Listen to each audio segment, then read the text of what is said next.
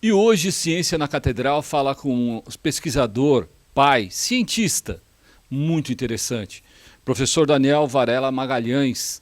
Ele é nascido no dia 15 de 3 de 1974, lá em Fortaleza. E com toda essa história, ele tem muita coisa para contar para a gente. Professor, conta para a gente a instrumentação ótica e fotônica, o que ela vem a ser? É tudo que você usa de instrumentos, componentes na área de ótica e fotônica para diversas aplicações, né? Seja, como a gente até chegou a discutir, diagnóstico de doenças e outras aplicações também, como relógios atômicos, vamos acabar falando também. Mas é utilizar a ótica como ferramenta para desenvolver diversas áreas, digamos. O pai, muito dedicado, uma referência, seu Tomás. Fala um pouquinho do seu Tomás, o que ele representa na sua vida, o que ele representou. Eu sei que você era muito ligado a ele, né?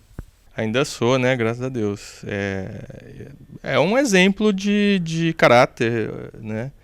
De você seguir, de até hoje conversar para discutir coisas relacionadas às nossas atitudes, às nossas decisões, né? Uma confiança, a família, acho que é o porto seguro que a gente tem, de qualquer momento poder conversar de forma muito aberta, né? Como, por mais que você tenha um amigo, você nunca vai ter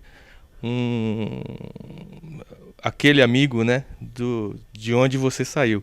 Então acho que faz muita diferença. Eu lembro muito bem você falando, né? Eu vou ligar para o meu pai, eu vou conversar com meu pai. É muito interessante essa ligação sua com ele, né? Como que foi? Ele trabalhou com o quê? Como que foi a vida dele? Ele é engenheiro eletricista, né? Então, acho que talvez a minha ida para a instrumentação tenha sido muito influenciada por ele, por tio, por gostar de ver desde criança a área acontecer, né? Apesar de, mesmo ele sendo de uma área dentro da engenharia elétrica diferente, que é a área de sistemas de potência, né? Que exige muito cuidado, exige muita responsabilidade, né? Você está lidando direto com risco de vida. Mas acho que isso influenciou até minha carreira profissional depois. Interessante. Mas a mãe Virgínia também foi aquela que amparava, que cuidava, que nutria. Fala um pouco dela. Minha mãe, você lembrar dela além do café e de um livro na mão, é outra coisa, né? Então, também outro exemplo de maturidade sempre, de conversar, não só conversar francamente, mas ter ponderações, nunca ir no primeiro embalo. Acho que isso é outra coisa muito importante também, você parar, pensar antes de agir em qualquer coisa, sem impulsividade. Muito Exatamente. legal. Mas eu gostaria que você dissesse para eles, aproveitando esse nosso bate-papo, o que você sente por ele? Quem são eles na sua vida? Acho que eles são tudo que eu tento passar para minha família hoje, formada, de espelhar isso, né? De saber ou de ter segurança de que todos os valores que eles sempre me ensinaram, mesmo que eu achasse ruim naquela hora, hoje eu dou muito valor a isso e eu espero que as minhas filhas deem esse valor quando elas entenderem o porquê nós tentamos guiá-las por certos caminhos, né? E uma palavra bem clara sobre o que você sente por eles, é quase que perceptível? Olha, é difícil dizer o que eu sinto por eles, porque acho que é muito grande para caber em palavras. Acho que não consigo dizer que a palavra amor talvez consiga dizer tudo isso. Não tem como sintetizar. É difícil. Olha só, é isso mesmo, um cientista que tem valores de família muito fortes. Mas, dois irmãos, o Davi e a Débora. O que significa o Davi e a Débora como irmãos, como trajetória, como estar com você durante a sua trajetória de vida? São outros companheiros. Eu acho que nós nos aproximamos muito quando eu vim para São Carlos, porque eu vim para cá logo depois que eu acabei a graduação. Então, está de certa forma imaturo, mas a vinda e o contato, mesmo à distância, né, só por telefone, às vezes de fim de semana, nos tornou muito próximos. Esse companheirismo, além de ser fraternal também, ele é muito de amigo também, muito de confiança. Mas e o menino Daniel lá em Fortaleza, como que era? Brincava do quê? Aprontava estripulias também? A gente sempre vai falar que não, né? Aí não é pra mim que você pergunta. As minhas filhas, quando querem saber de alguma coisa, perguntam pra minha mãe, mas eu gostava de brincar de montar coisas, morava em chácara, né, depois de um tempo, então isso dá a possibilidade de você fazer muita coisa também, criar muito, né, muitas coisas, gostava de jogar basquete, isso era trivial, né? Trivial. Fala um pouquinho sobre a esposa Aida. A minha esposa, eu conheci aqui na USP, né? E hoje ela é um exemplo de mulher forte, que é muito bom para a nossa família, né? De ter encarado uma empresa junto com o sócio dela, estão batalhando bastante, né? Que isso é importante. Inclusive, qual é a área da empresa dela? Você poderia descrever um pouquinho? A gente pode... A área é aplicações de ótica em agricultura. Dê um exemplo de um dos produtos deles lá. Eles analisam solos, por exemplo. Eles analisam, fazem uma quantificação de retenção de carbono em solos, que é uma coisa que está muito em voga atualmente, porque é importante para a sustentabilidade, né? Então eles são capazes, cada vez mais capazes, de passar créditos de carbono. Nossa, fantástico. Mas diga para ela uma palavra de carinho. O que é estar com ela, seguir a vida com ela? O que ela representa na tua vida? O que eu sempre digo, talvez há algum tempo eu não diga para ela, né? É muito bom perder uma discussão para você. Porque nós sempre achamos que nós estamos certos, né? E a outra pessoa também ter argumentos e colocar os argumentos dela para você e mostrar que você está errado e não forçosamente, né? Mas uma hora você também saber reconhecer algum erro e lidar com aquilo. Acho que isso é importante, tem que ser rápido, porque nós não podemos ficar batendo cabeça em diversas áreas. Isso é para qualquer área que seja.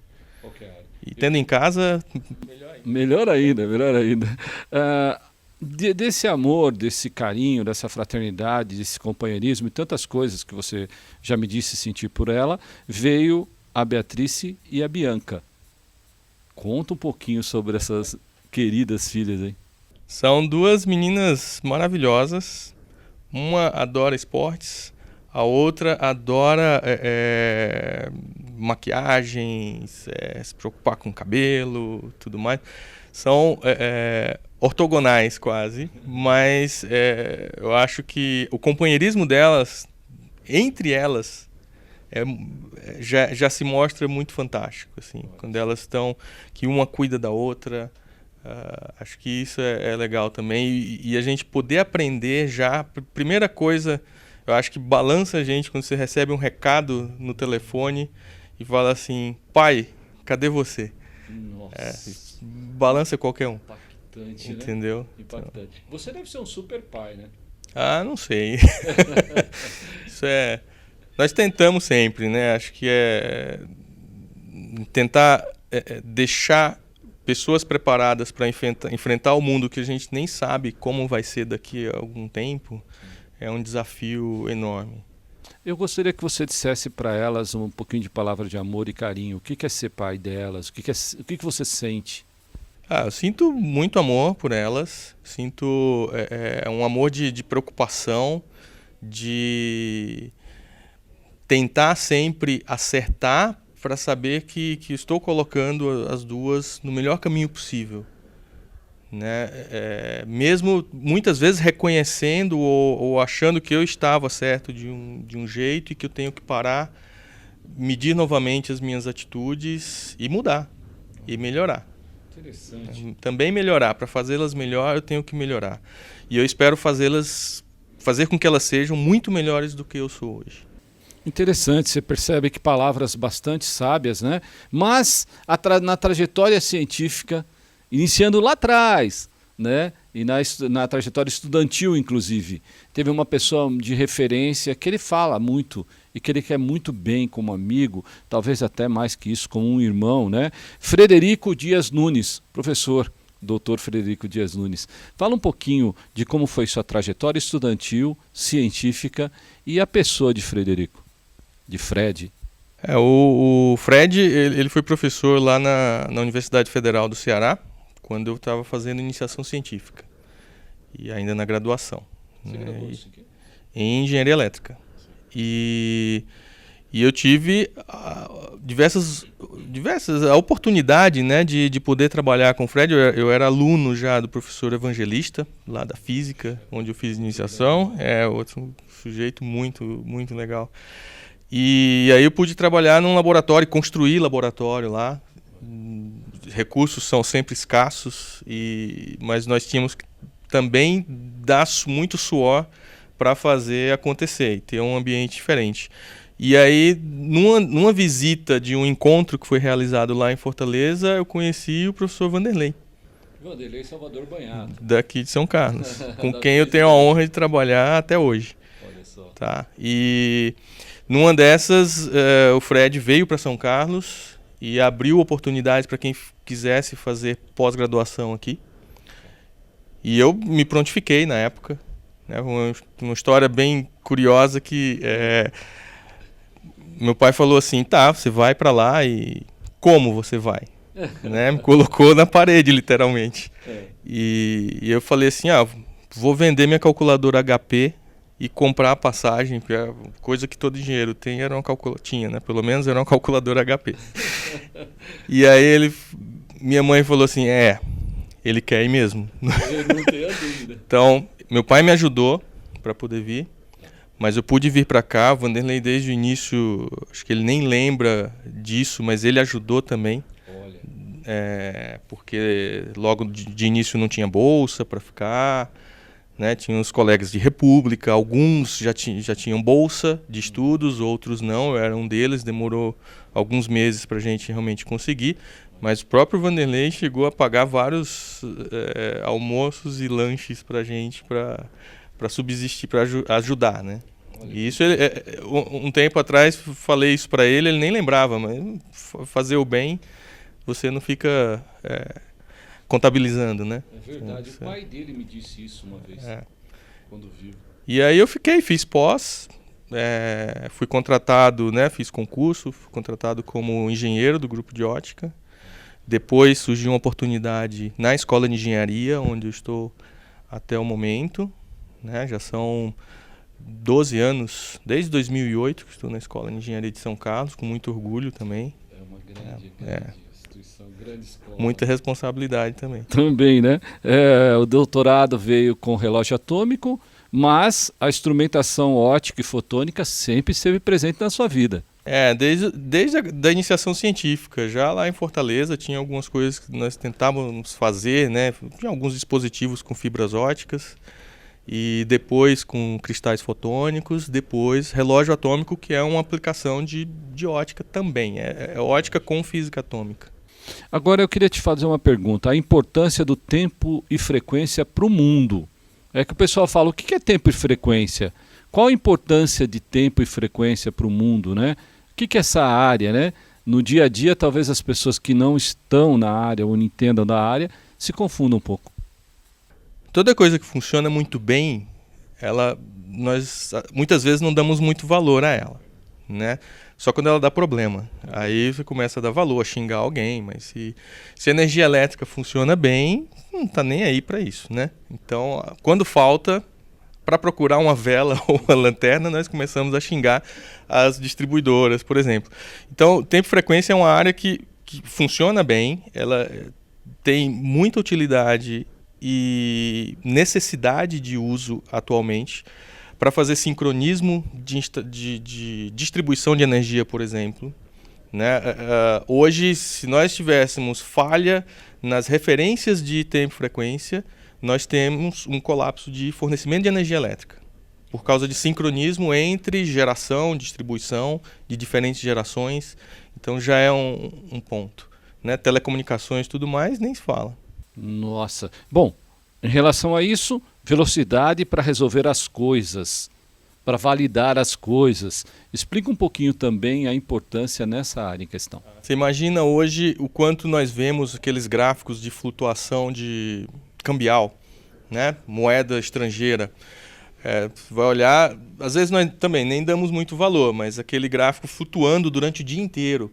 A cada negociação de moeda estrangeira, é necessário que haja uma validação temporal para você saber exatamente em que hora aquilo foi feito, para dar valor, dar o devido valor àquela transação. Então, existe uma coisa chamada carimbo de tempo, que é proveniente dessas referências de tempo e frequência. Tá? No Brasil, isso é feito por diversas instituições, entre elas o Observatório Nacional do Rio de Janeiro, o SERPRO. São várias instituições que provêm essa referência, ou são autoridades de carimbo de tempo, e que dão referência ao nosso sistema bancário, inclusive. Você montou o relógio atômico que hoje está no Instituto de Física da USP de São Carlos, né? Inclusive o mais, que eu chamo o inicial, e depois o diferente, né? O mais moderno. Foi assim? Eu pude fazer parte de um grupo que eu peguei um pouquinho depois, né? Esse grupo começou desde com o Vanderlei Bonhato, mas tinha Aparecida Tuboy, Débora, depois Mônica Damucci, Flávio, que está em Mato Grosso atualmente, que foi um colega até de quarto de República. Né? E eu fiz parte desse grupo a partir do meu doutorado. Né? Mas nós montamos, eles começaram montando, eu ajudei a fazer algumas caracterizações mais no final do primeiro relógio atômico brasileiro. Não fui eu que comecei, isso é importante ser pontuado muitas vezes, né? Mas eu tenho a honra de desde então trabalhar nisso. Então esse primeiro relógio atômico que nós montamos no Brasil, ele hoje está no Inmetro. Foi transferido para o Inmetro em Duque de Caxias, no Xerém, né, no Rio de Janeiro. E nós temos outras gerações de relógios desde então, que é o que nós desenvolvemos e é o que eu faço até os dias atuais. Pretendo continuar fazendo. Inclusive foi motivo de muita matéria em vários veículos de comunicação, inclusive internacionalmente, com várias publicações também, né? Vocês publicaram muito, né? O que nós temos aqui é uma referência de tempo que contribui com a hora mundial. Nós também, isso é feito até com relógios comerciais já, mas isso é mantido ininterruptamente, 7 dias sobre 7, né? E nós temos desenvolvimentos de relógios atômicos próprios, além desse primeiro, né? Nesses outros relógios trabalharam outros estudantes, e aí minha esposa trabalhou num deles, né, a Aida. E até hoje nós desenvolvemos relógios próprios para que eles possam também contribuir. Agora, é tal história, a precisão do relógio atômico é absurda, né? É 1 segundo e não sei quantos milhões de anos, não sei, alguma coisa assim? Tem um colega que fez uma piada uma vez que eu nunca esqueço, o Kleber Mendonça, seu xará. Ele, quando nós éramos estudantes ainda, ele falou, deixa eu ver se eu entendi. Um relógio atômico é um sistema que atrasa 1 segundo em 1 bilhão de anos, mas funciona por 15 minutos. É isso. Então, o que nós estamos interessados nem é o tempo em que ele levaria para atrasar 1 segundo. Isso é muito importante porque dá uma boa ideia da dimensão do quanto é a resolução, mas é a resolução do número de casas depois da vírgula que ele é preciso. É o contrário, né? O contrário não, é frequência, né? Essa não é o quanto tempo eu tenho que esperar, mas é o quão rápido eu consigo ser nas minhas comparações. Olha, tá? Interessante. Então, se eu tenho 12 casas, 14 casas, 16 casas decimais, eu consigo comparar muito mais finamente uma série de coisas. Interessante. Agora, você me disse que também tem uma máxima aí. O tempo você não controla. O tempo você não guarda, o tempo você não controla, né?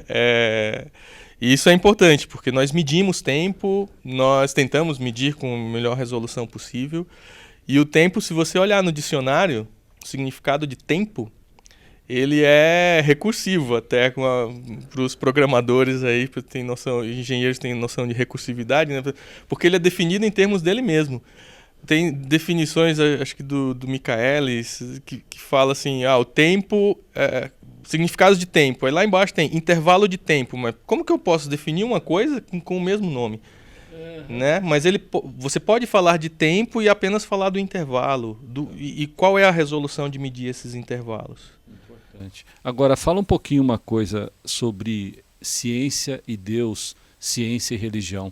Conta as suas impressões sobre isso pra gente. Eu acho que eu acho que nas duas áreas eu sou muito primário. Eu não consigo discutir tão profundamente filosofia de ciência nem filosofia de religião.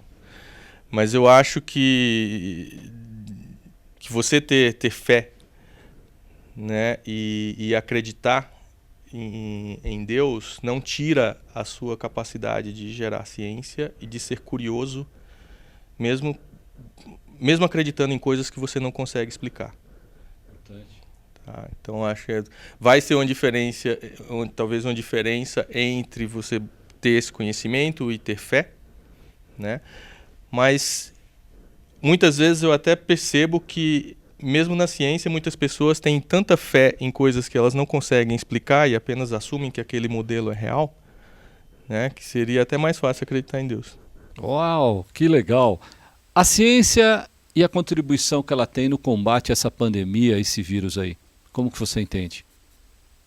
Eu acho que é importante nós entendermos de onde vem isso, o que nós podemos fazer e como nós temos que lidar de forma racional, né? Pensando em como nós devemos agir, porque até hoje nós já estamos com mais de um ano com esse vírus circulando, dizem que até bem mais de um ano, e nós nem sabemos direito, né? Existem coisas, né? Uns dizem que é a ciência, outros dizem que não é, então nós temos que saber o que é certo de se fazer hoje. Sim. Com relação a distanciamento, com relação a tentar estabelecer vacinas que sejam eficazes, e aí sim enfrentar isso e voltar o mais rapidamente possível para a nossa vida normal, mesmo que nós tenhamos aprendido muita coisa nesse intervalo curtíssimo de tempo. Com toda a segurança do mundo, a encontrar modelos para se desenvolver alguma coisa. Essa frase tem alguma coisa a ver com você? Como nós conversamos uma vez, né? Assim, o que é o que a ciência acaba fazendo, né? De estabelecer modelos, isso é uma forma muito simples de ver, mas de estabelecer modelos para explicar o que nós vemos e com esses modelos poder muitas vezes extrapolar e construir coisas para que nós possamos evoluir mais um pouco, né? Usar ferramentas que sejam para nosso conforto, bem-estar ou desenvolvimento como humanidade. Unificar coisas diferentes. Unificar coisas diferentes, que muitas vezes o modelo explica uma parte, mas não é capaz de explicar alguma coisa que está acontecendo, e eu tenho que melhorar esses modelos, tenho que buscar melhorar outras formas de explicar esses modelos.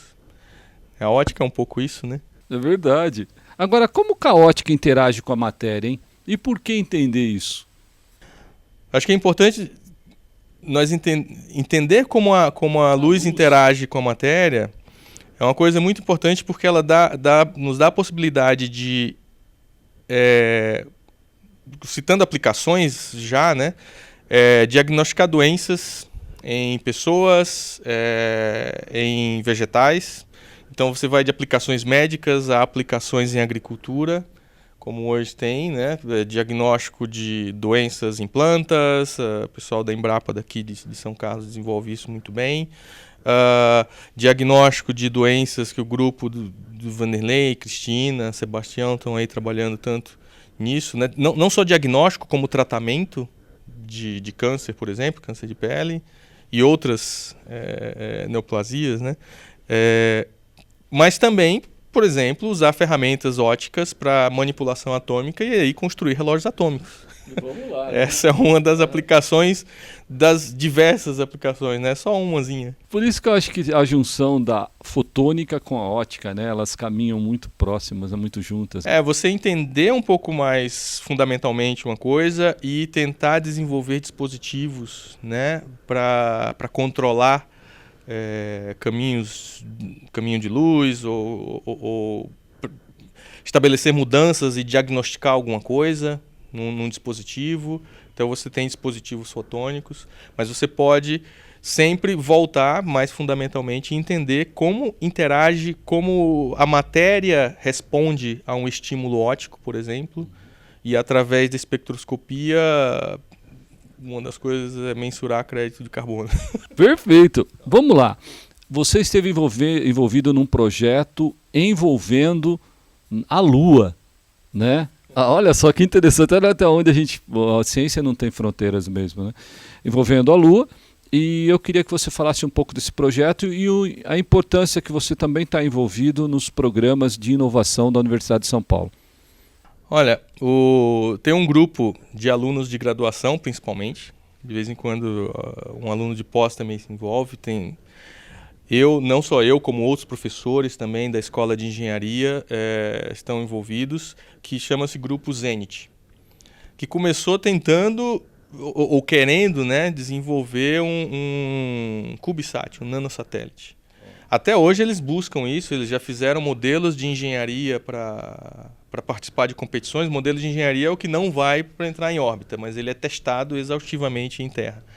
Então eles já desenvolveram e lançaram balões estratosféricos, lançaram balões não só de experimentos com outros pesquisadores, de fora da USP inclusive, mas experimentos com escolas, para estimular a garotada a querer entender um pouco mais de ciência e tecnologia, né? E usando esses balões estratosféricos como um grande estímulo a entender melhor, e aí você puxa diversos assuntos de física, de química, e muitas vezes interagindo com os professores, né, de ensino fundamental e médio, eles conseguem puxar esses assuntos. Esse é o grupo que a gente tem ainda aqui, que está tentando desenvolver várias coisas nessa área.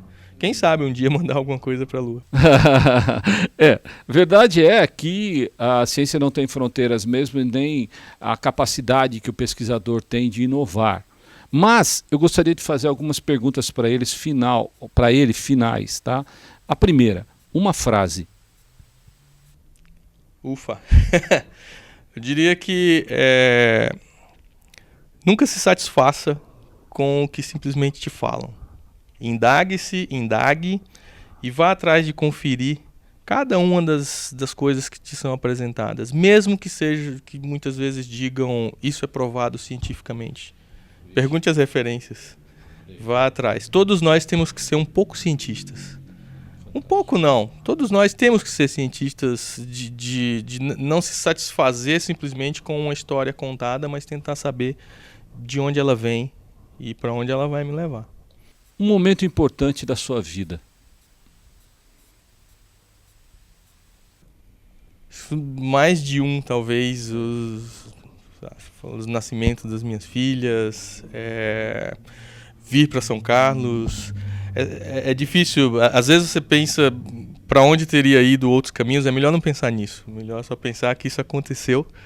Mas são diversos momentos importantes, de conhecer pessoas importantes que até hoje são referências para mim, né, fora da família, mas meus orientadores, que são pessoas que eu vejo com muito caráter, com muita preocupação em levar a coisa adiante, né. O que é a vida para você, professor? A vida é o que, no fim, é o que nós fazemos de nós mesmos, né, tentando não pensar muito pensar em consequências, porque eu estou próximo de pessoas, mas tentar sempre dar o melhor de mim para melhorar o meu ambiente e o que eu posso influenciar. Um livro e um filme importante. Nossa, um livro técnico que eu sempre volto e gosto, porque é importante entender toda a trajetória, até dos relógios, né? Tem um livro que chama Dos Relógios de Sol aos Relógios Atômicos. Esse é um livro interessante, mesmo que seja sempre do ponto de vista dos autores. Mas eu acho que um livro fora a Bíblia, né? Que tenha sido importante para mim, são esses livros talvez um pouco mais técnicos. Perfeito. Tá? Filme também é difícil. Não vou nem me arriscar, assim. Eu não sou muito de filmes melosos, né? Eu gosto muito de ficção científica e documentários, né? A série Cosmos é extremamente importante. Maravilhosa. Uma mensagem final, professor. Sei lá. Novamente, né? Sejamos todos proativos em termos de melhorar o mundo que está ao nosso redor, e isso vai se propagar, né? Eu não preciso me preocupar em influenciar necessariamente uma coisa que está muito distante de mim, mas a primeira coisa que eu tenho que me preocupar é o que está ao meu redor. Né? Uma vez alguém na minha igreja falou assim, às vezes eu penso muito em ter amor ao próximo, mas eu nunca me pergunto de quem eu sou o próximo. Então, acho que isso é importante. Quem é a primeira pessoa que eu posso ajudar ou influenciar de forma benéfica. E é isso que começa a girar a roda, né? Uma roda, um círculo virtuoso que tenha que se repetir. Nossa, é assim mesmo, nessas belas palavras e bem fundamentadas palavras, é que a gente conversou com o professor Daniel Varela Magalhães. Meu nome é Kleber Chicrala e a gente vai se ver no próximo programa. Até lá!